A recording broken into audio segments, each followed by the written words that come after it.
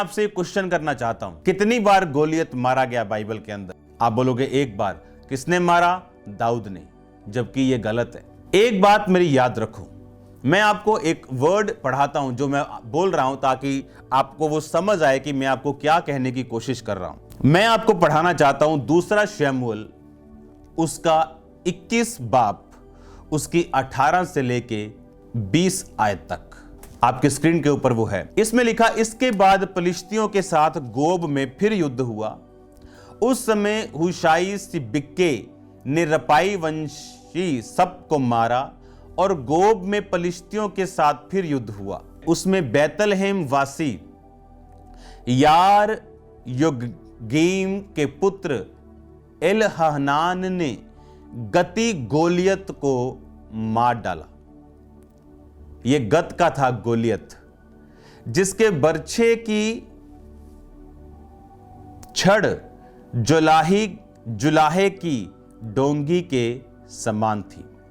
फिर गत में भी युद्ध हुआ और वहां बड़े डील डोल वाला एक रपाई वंशी पुरुष, जिसके एक एक हाथ पांव में 6-6 उंगलियां थी, उसकी टोटल 24 उंगलियां थी, उसने इज़राइल को ललकारा। तब दाऊद के भाई शिमा के पुत्र योनातन ने उसे मारा। अब मैं आपको वापस लेके चलता हूं जिस गोलियत के बारे में आपने सुना है, क्योंकि बाइबल में एक बात लिखी, बाइबल में लिखा, जितने काम प्रभु यीशु मसीह ने किए, जितने अंधे लंगड़े लूले जितने लोगों को चंगा किया, अगर एक एक की स्टोरी लिखी जाए तो इतनी बड़ी बुक छपेगी कि इस पूरे वर्ल्ड में नहीं समाएगी। जितने काम प्रभु यीशु मसीह ने किए, जितने लाखों की जिंदगियों में बड़े बड़े कार्य किए, अगर उनकी बुक्स लिखी जाएं, टेस्टिमनीज। याद रखो, परमेश्वर ने जो गोलियत हमने मरा हुआ देखा, जिसको हम पहला शमूएल उसकी 17 में पढ़ते हैं कि दाऊद ने 41 ऐसे गोलियत को मारा।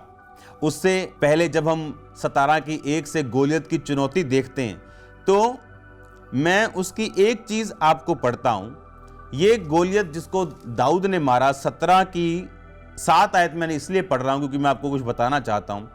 उसमें लिखा, और उसके भाले की छड़ जुलाहे के डोंगी के समान थी। ये गोलियत की भी, जैसे आज मैं 2 पहलवानों की बात करूं, दोनों पहलवान 500 पाउंड उनका भार है, और दोनों जब अपने हाथ में तलवार लेके आते तो 40 किलो की होती। तो मैं कह रहा हूं पहला पहलवान जिसके हाथ में 40 किलो की तलवार। और लिखा, जिस गोलियत की बात मैं दूसरे शमूएल में कर रहा हूं, वो भी सेम, उसकी जो छड़ थी भाले की, वो भी जुलाहे की डोंगी के समान थी। यानी ये सेम तरीके का गोलियत था।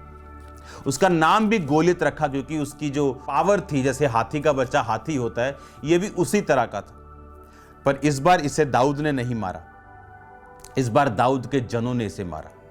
आप जानते हैं क्यों परमेश्वर के अनॉइंटेड लोगों का विरोध होता है? क्योंकि जो काम आज मैं कर रहा हूं वो कल आप करने वाले हैं। जो काम मैं आज कर रहा हूं, कल वो मेरे स्पिरिचुअल सन्स और डॉटर्स अपनी चर्चों में करने वाले।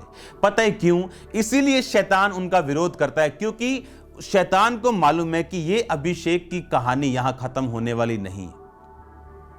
उसे मालूम है कि मैं आपको प्रूफ करता हूं, अभी रुको एक बार, फिर मैं आपको पढ़ाता हूं। आप बोलोगे ठीक है, ये गोलियत का हो गया। अब मैं आपको ये वो लोग हैं जो दाऊद के साथ रहे थे पहला शमूएल में, जो दाऊद के साथ 400 लोग आए थे। दूसरा शमूएल में उनकी वीर गाथाएं अब लिखी जा रही। एक वर्ड मैं आपको और पढ़ाना चाहता हूं, दूसरा शमूएल उसकी 23 बाब का जो मैंने वर्ड बोला था उसको हम देखेंगे। उसमें लिखा, फिर यहोयादा का पुत्र बनाया था, जो कबसेल वासी एक बड़े काम करने वाले वीर का पुत्र था। उसने सिंह सरीखे 2 मुआबियों को मार डाला, और बर्फ के समय उसने एक गड्ढे में उतर के एक शेर को मार डाला। आप देखो, दाऊद ने एक गवाही दी थी कि मैंने शेर को मारा, मैंने भालू को मारा।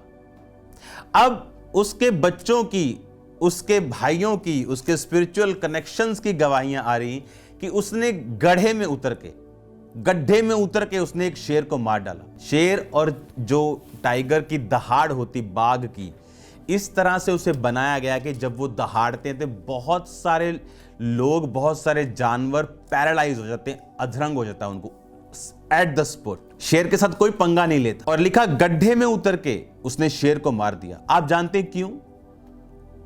मैं आपको यह बता रहा हूं कि यह अभिषेक ट्रांसफरेबल है, यह ट्रांसफर होता है, यह इंपार्ट होता है, ये मैन ऑफ गॉड से दूसरे व्यक्ति के अंदर जाता है, सिर्फ ले हैंड करने से नहीं बल्कि संपूर्ण मन से उस मैन ऑफ गॉड को फॉलो करने से, जीसस क्राइस्ट के साथ वफादार रहने से।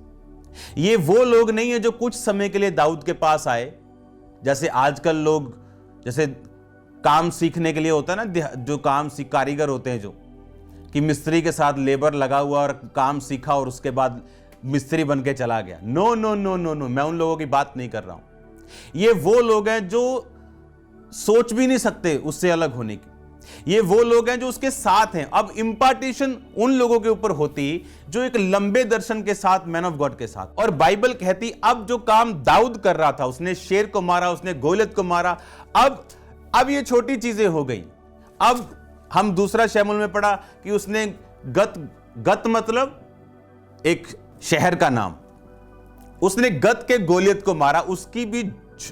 अब सोचो मेरी बात, अगर एक पहलवान 300 किलो का है, हाँ, और वो 40 किलो की तलवार लेके आ रहा है, क्या आपको लगता है कि एक 100 किलो का पहलवान भी 40 किलो की तलवार लेके आ सकता है? नहीं, उसे वो संभाल नहीं सकता।